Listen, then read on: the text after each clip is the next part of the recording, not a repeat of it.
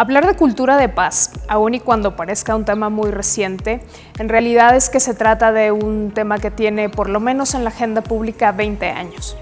20 años fue en 1999, cuando la Organización de las Naciones Unidas habló por primera vez de una resolución que tenía que ver precisamente con la cultura de paz.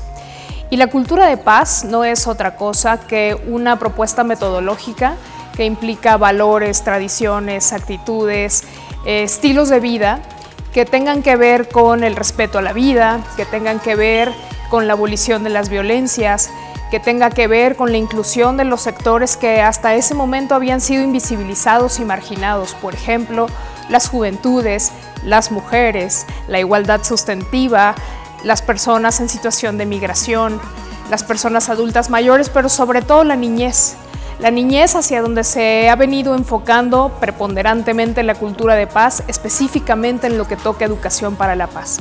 Y aun cuando la educación para la paz nos remonta inevitablemente a hablar, por ejemplo, de María Montessori o de Paulo Freire, que fueron quienes desarrollaron en algún momento, hace ya muchísimos años, esta primera visión de la educación para la paz, ha sido a lo largo de estos 20 años en donde se ha venido desarrollando de manera mucho más fehaciente, digamos, esta implicación para los modelos educativos que tengan que ver no solo con los niños y con las niñas, porque justamente la cultura de la paz, la educación para la paz, de acuerdo con esta metodología, nos implican a todos los sectores sociales. Por ejemplo, al profesorado sí, por ejemplo, al alumnado sí, pero también a quienes están implicados haciendo política, a los gobiernos, a las organizaciones de sociedad civil y en general a la sociedad en general, para que podamos entonces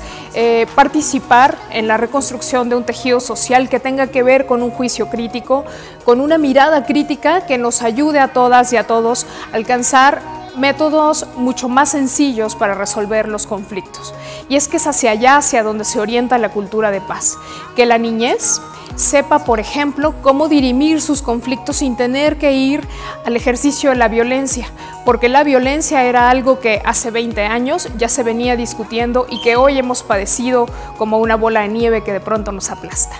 La educación para la paz y la cultura para la paz nos implica, por supuesto, a quienes estamos, por ejemplo, participando desde sociedad civil organizada, porque sociedad civil organizada es quien de manera transversal atiende precisamente estos temas que tengan que ver con la renuncia a las violencias, con la construcción de la igualdad sustantiva. Entonces, es la sociedad civil organizada quien de alguna manera ha ido tomando el riesgo y el reto y la responsabilidad de trabajar con los gobiernos para la formación de la cultura de paz. Hablar de cultura de paz, hablar de educación para la paz, implica un cambio de visión, un cambio de paradigma, un cambio de estrategias, desde luego de manera transversal en todos los sectores sociales. La propuesta entonces sería